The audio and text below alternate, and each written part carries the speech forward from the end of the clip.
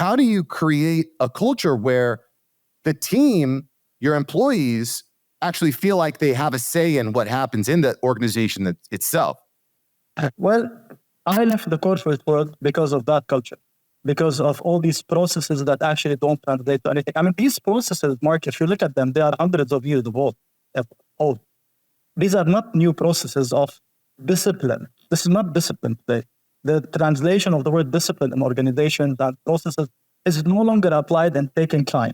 Actually, today, to be disciplined and follow processes is to act quickly, act fast, make people have a voice, have better delegation, let them take their own decisions, give them a framework of where they can have a freedom to decide. Failure is a must to succeed today. If people in the organization don't have the luxury to show some skin in the game, show some failure, create some decisions, they will not be the new leaders of this organization or in any other organization. They need to feel that they have the power to create choice, because that choice will allow them to become future leaders. And the moment we allow them to be involved or included in all these discussions and take decisions, our goal is to guide them. Sometimes they would know better. Sometimes they would take the risk different than other employees or even the ownership or the leadership or the board. And we need to allow that. But we have to, give it a success metric, the KPI model.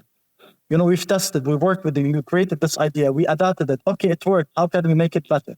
You need to have this dialogue. It's an open dialogue forum. It is no longer an office-based, people knock on the door, I have an idea, present it, put your business plan.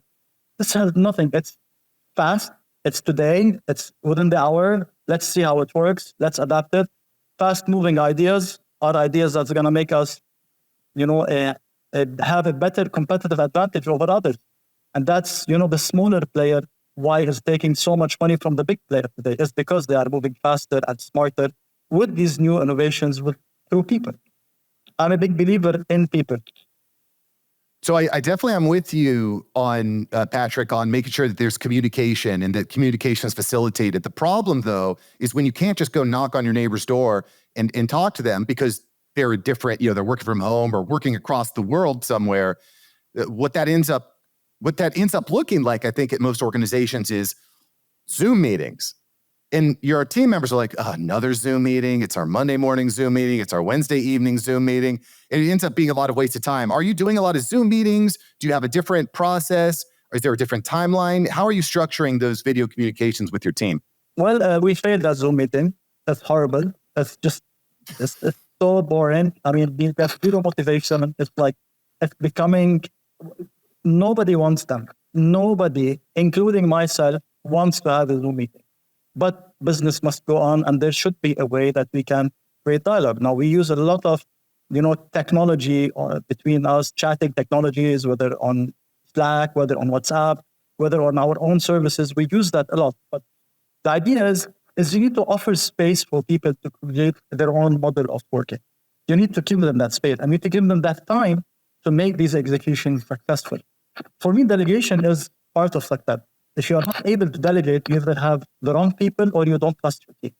And if you have both, you're doomed to fail.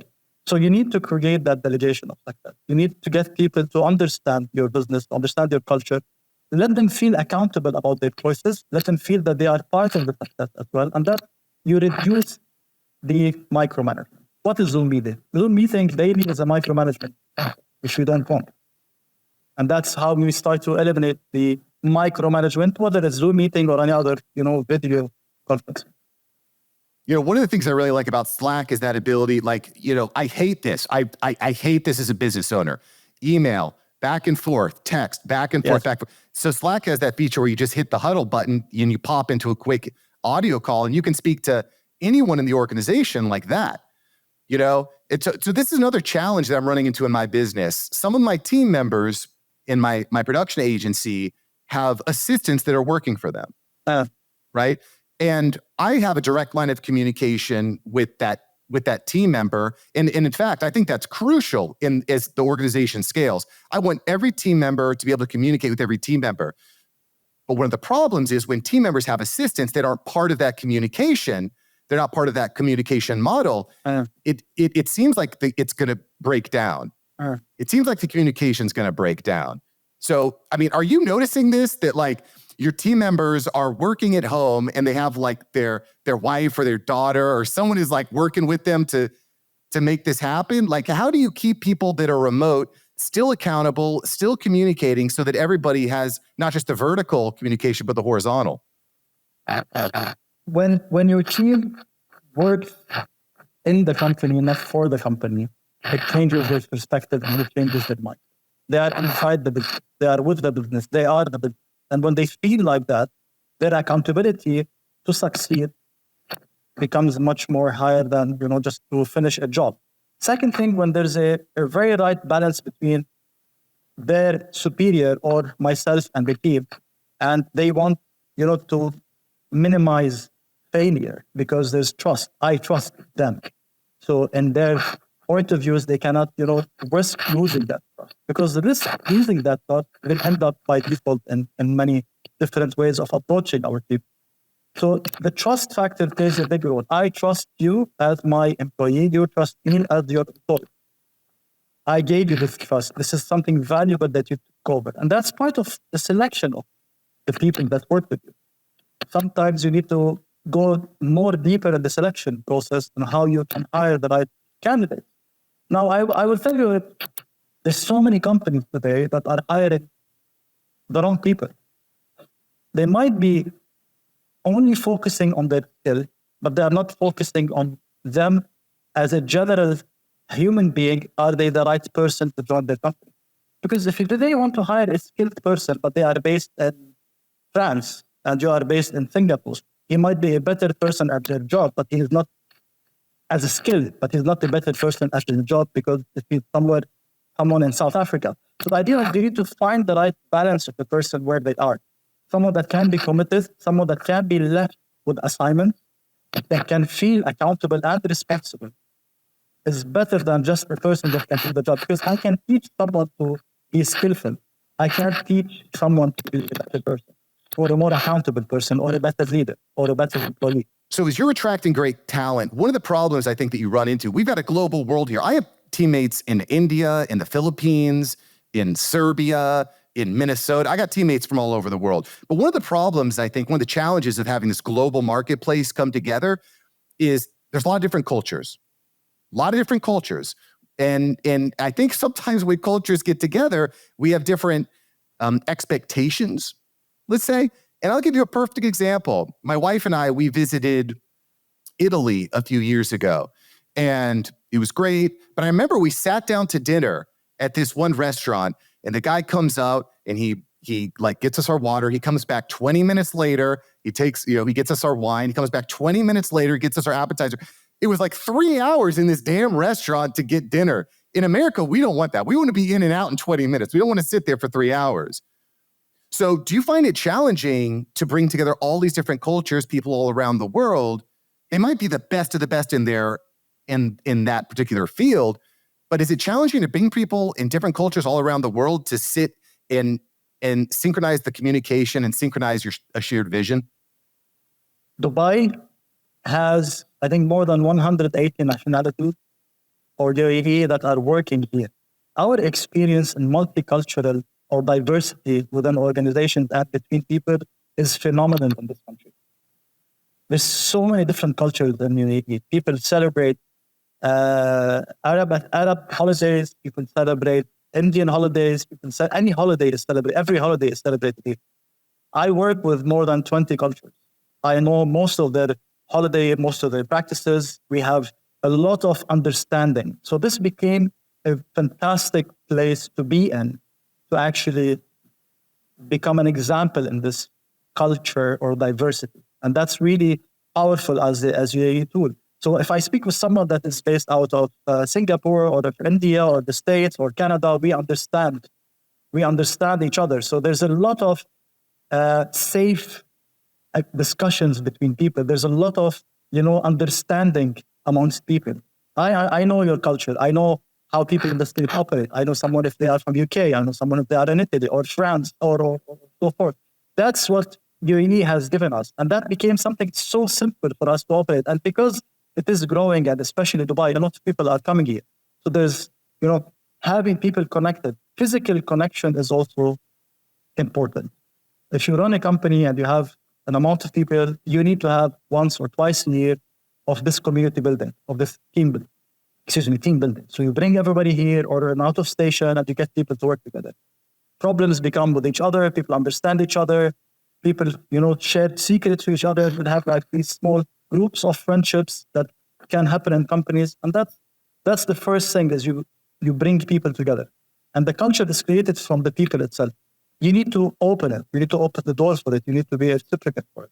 For people to allow that culture to float seemingly between each other. Yeah, and I get you. On paper, that sounds amazing. Yeah. But if one culture is like, I show up to work 20 minutes late and everything's fine, and the other culture is like, if you're not 5 minutes early, you're late. I think it's a real challenge. I think it's a real challenge as companies work on a global scale. And I think the better. For me, I think it starts at the top. The CEO sets the example. It's like, this is the way that our culture operates. This is our company culture. This is our company vision. And I think it starts at the top. And I think one of the problems that we're seeing is, and I think, again, it's a balance. One of the problems that we see in these organizational structures is you give the entire, I don't want to say the bottom, but instead of going from top down to build the culture, they're starting from down to the top. And it creates a problem because, you need to have an actual strong leader, a strong CEO at the top that's not micromanaging, that's facilitating conversation, that's respecting different ideas, that's encouraging people to try and fail so that you can keep that competitive advantage as the next dog comes up. I fully agree with you. Discipline comes top down, but at the end of the day, you need people to be agreeing. Today, the mental wellness and the work environment, the culture, all of the new expectations that employees are expecting out of us to, make them comfortable at work is something that is becoming a really also a new wave or a new trend to deal with. I believe that we are the example, but there are always better examples that we need to learn from. So yes, it is top down, but also you have to be open enough minded to understand that, okay, this could work also. This is better. Why don't we try this? So the idea is having some kind of fluid understanding in the culture allows us to be better. Listening is the first way of getting the culture more organized. Yeah, I agree with that. But so here's a little bit of pushback here. How can anybody feel comfortable in any company with AI on the horizon? Because please believe, as a business owner, profits are important. I know this is kind of a crazy idea. Profits are important. But historically, if there's 100 tasks, you might need 10 people to complete those 100 tasks. True. But AI is going to change that. So instead of needing 10 people to do 100 tasks, you might only need one to do 100 tasks. How can any person in any company, in any industry, feel comfortable with AI on the horizon? I look at AI a bit differently. I look at AI today as being used as, let's look at this way, the word elimination of negative. I'm sure you're familiar with that. The zero concept, which means that zero fraud, like zero bugs, for example, in technology, zero downtime, share an app, delivery errors, all of these things. So today, as AI, it's being favored towards, from our side perspective, because we run an ad tech company or we run a tech company as well. It's not about how to become better. It's like, this famous how to get unemployment to zero. I mean, it will never happen, but it's this zero golden number that is so large when it comes to changing things. Predictive tools become better, become like have a zero risk company, have zero health issues if you are alive. So all of this elimination is what AI is training us to work on. I want a business that has zero bugs. I want an app that have zero problems with my customer. I want zero downtime errors. I don't want anyone to feel that they are not connected to the internet anywhere, wherever they are. So from our side, we look at AI definitely from an innovation point of view, but also today, everyone is trying to put AI just from innovation, while AI is actually helping us to be better. So if we use AI with a mindset where it is an elimination game to become better, reach this, imagine we want to reach the zero of having problems. And then on top of that, start rebuilding with better is the way I want to see AI, is the way that we start accepting AI, because it is we are not perfect. No business today is bulletproof. No business today. Look at the cyber attack. I mean, it's insane. No one is bulletproof. No one. First, AI has to be used to eliminate the negative. To your point, if the goal is to get to zero mistakes, that doesn't work, because you still need to be able to fail. You still need to be able to try new things and fail. So I get you. One more question here before I let you go, Patrick, because this is really compelling. How are you personally using AI? Is the CEO of Omada.ae, how are you using AI to be better? Well, personally, I mean, I'm using ChatGPT. I'm understanding the context of things. It made me ask better questions to find different answers through AI. For example, it made me try to think of questions. I even wrote a post about it on LinkedIn. It's an area where we are asking more questions instead of trying to figure out answers. I mean, AI today, especially on text or on content, it is there. All the information are there. How we ask better questions, how we train our minds to do different questions, make us understand more things in life. We've learned a lot through social media. We've learned a lot through a lot of, the digital platforms. But today, asking a question and getting a stranger, let's put it this way, with an amazing or phenomenal answer to give you great feedback is a big thing. It's like that's going to change the education system. That's going to change so many things. We are questioning everything today with AI. And if you are not questioning with AI, you have a problem. Agreed. So give me an example. What's a problem or a question that you've asked AI and been like, wow, that really helped? Give me an example. I wanted to understand, for example, media impact and climate change. Today, I feel that there is a lot of challenges on climate change, and media is not doing its part. So I wanted to Google, to research, to get a lot of understanding about climate change. So, I just hit the button and I asked questions. Okay, what is the similarity? How can media impact climate change? Who is voicing this? All of these things. So it made me pick up some pieces or guide me in areas where I should search differently, where I should go and say, okay, let me see this content. Okay, this is a nice idea. Why don't I search that? Now, in a way, it's making me think less in an angle, but making me open my mind to do more in another angle. Because AI actually helps you, give you some answers. But if you just stop there, you just drop down knowledge. What you need to do is you need to move forward and say, okay, that's a great content. Let me take that and go and find another answer and pick my brains more and ask questions and get more information.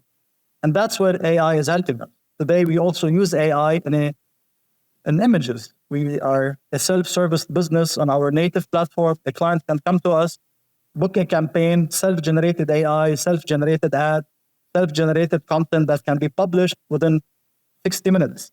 And that's, power of AI is allowing the entry point from a marketing standpoint so fast that it just gives you a great competitive advantage in your business and in your personal life as well. I agree. The climate change is an interesting one because, there's puppeteers that are designing these AI models. Right. And climate change is a very complicated concept, right? There could be a tiny microscopic bug that goes extinct, which means that giant rainforests go under because the beetles that eat those tiny bugs don't have access to the bugs and they can't feed off. So the world is a really freaking complex place. And frankly, there are people out there that say AI is going to be the end of humanity. I think it might be the savior to humanity. Absolutely. In a way, because it's able to compute trillions of different data points in a way that the human mind could never possibly go there.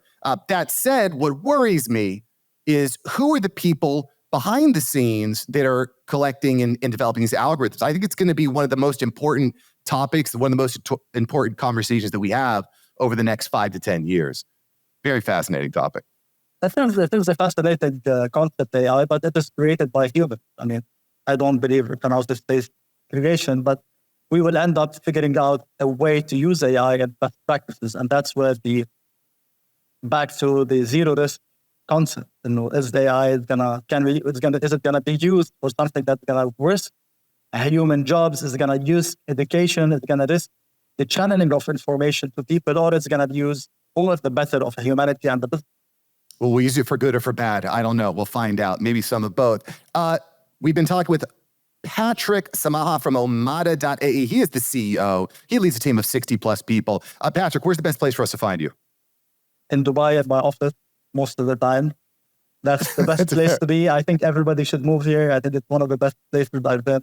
I've been here for more than 20 years. I recommend everyone to move to Dubai. It's a really a great place to be. You connect with many cultures. You have the freedom to work, freedom to think, freedom to innovate. And that's, what we aspire for as business leaders today.